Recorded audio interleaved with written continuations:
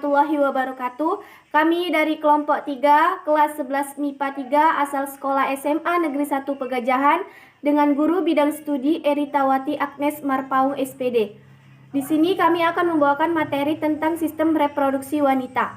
Sebelumnya, kami akan memperkenalkan diri. Saya Intan Ardila. Saya Marlina. Saya Bunga Dalia. Saya Muhammad Irfan. Baiklah, langsung saja kita masuk ke materi sistem reproduksi wanita. A. Organ reproduksi wanita. Organ reproduksi wanita sebagai berikut. Yang pertama, ovarium atau indung telur berjumlah sepasang,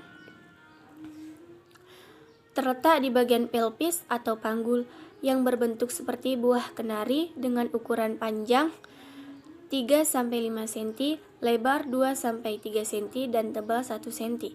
Ovarium ini berfungsi sebagai tempat oogenesis. Yang kedua, tuba fallopi atau tuba uterina atau oviduk berjumlah sepasang yang memiliki ukuran panjang 10 cm dengan diameter 0,7 cm. Tuba fallopi ini memiliki bagian infundibulum atau ujung terbuka berbentuk corong dengan pimbria untuk menyapu oosit yang terovulasi, ampula atau segmen tengah, dan isthmus atau segmen dekat uterus. Umumnya fertilisasi terjadi di sepertiga bagian atas tuba fallopi.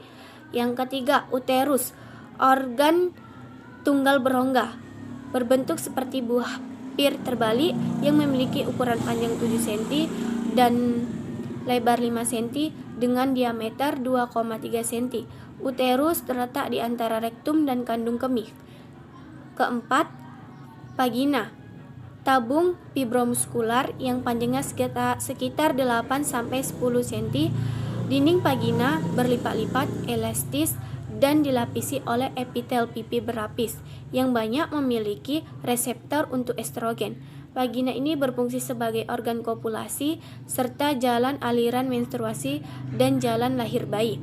5. Vulva atau pudendum, organ genitalia luar yang terdiri atas beberapa bagian. Yang pertama, mons pubis. Yang kedua, labia major atau bibir besar.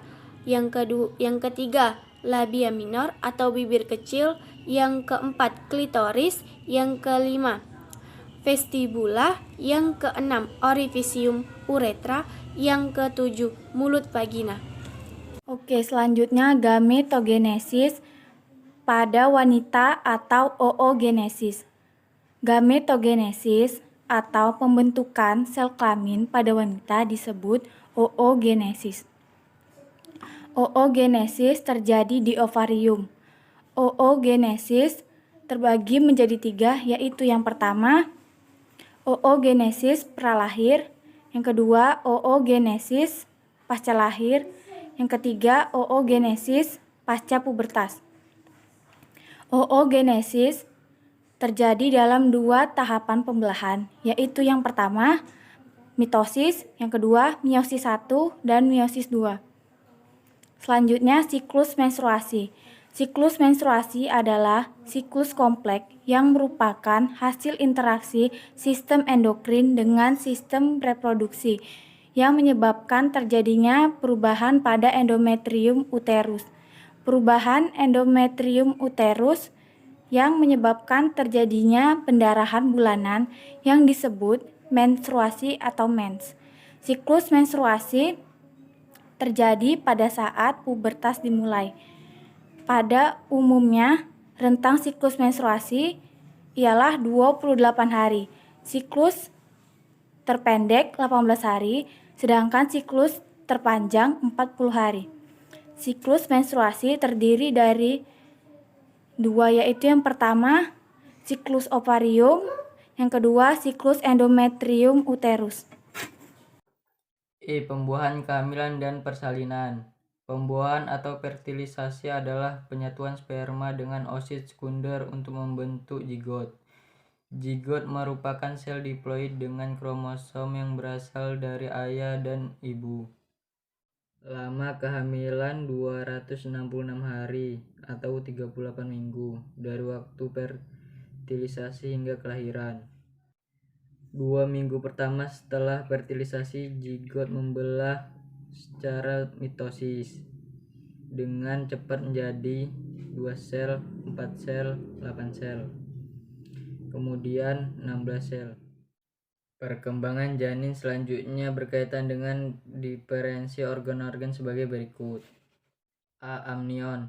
Amnion membentuk langit-langit berongga yang terisi cairan amnion.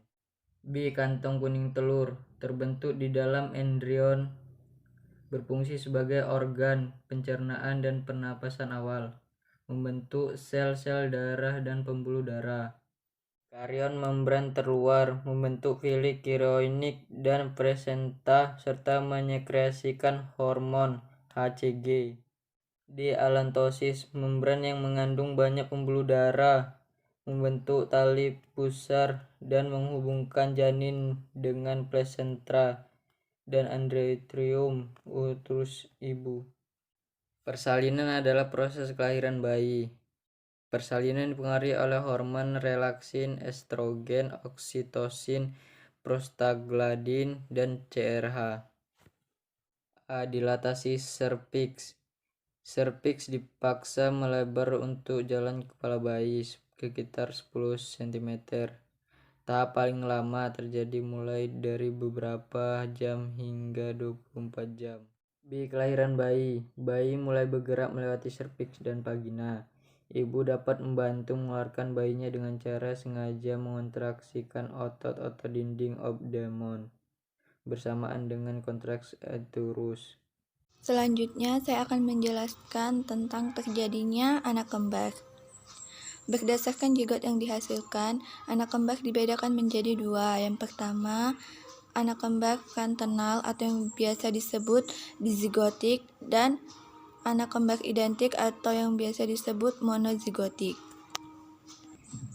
Yang pertama, kembar fraternal atau yang biasa dizigotik, terbentuknya zigot berasal dari sel telur yang berbeda.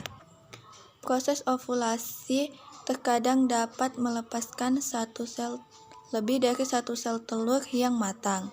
Selanjutnya, sel-sel telur tersebut dibuahi oleh sel-sel sperma dalam waktu yang bersamaan sehingga terdapat lebih dari satu zigot yang akan tumbuh di dalam janin. Janin kembar fraternal mempunyai plasenta, tali pusar, dan kantong ketuban yang berbeda. Bakat melahirkan anak kembar dizigotik bersifat genetik atau dapat diwariskan kepada keturunannya.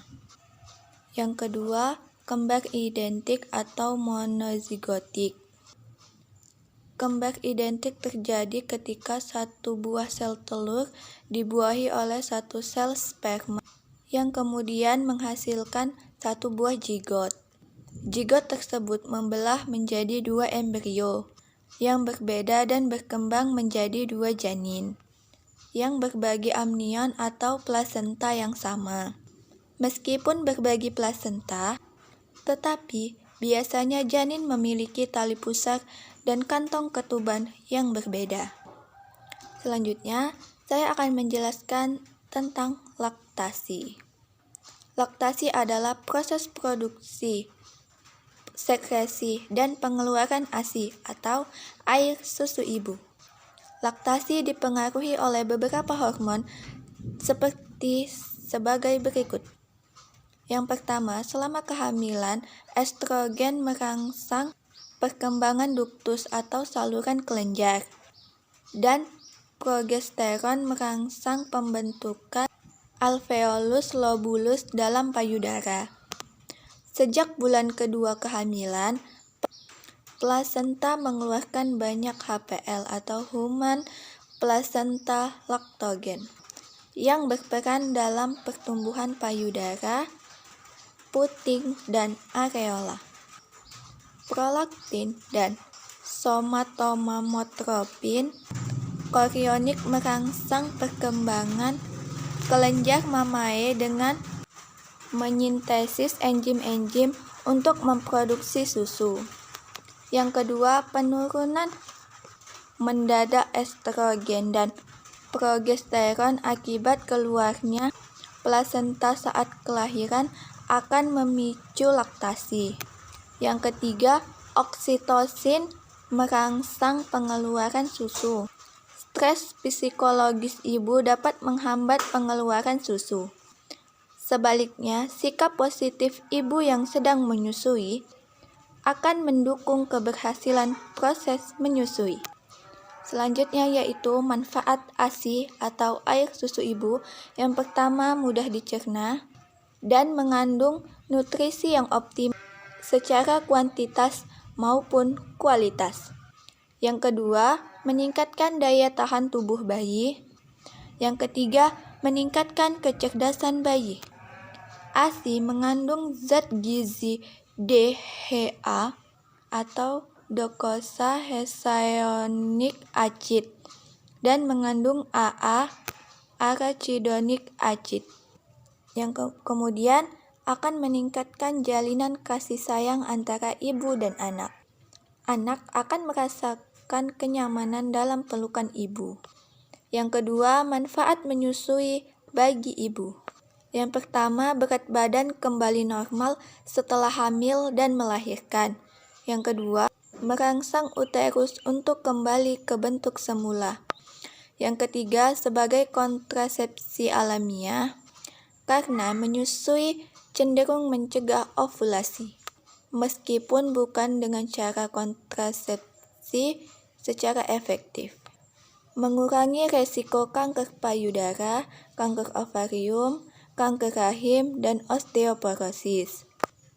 Mengurangi stres dan gelisah, dan yang pastinya menghemat pengeluaran keuangan keluarga. Nah, itulah dia tadi manfaat ASI bagi ibu dan bayi. Sekian dan terima kasih dari video pembelajaran kami. Jangan lupa like, Comment, Share. and subscribe. Oke, kami akhiri dengan wabillahi taufiq walhidayah. Wassalamualaikum warahmatullahi wabarakatuh. Bye-bye.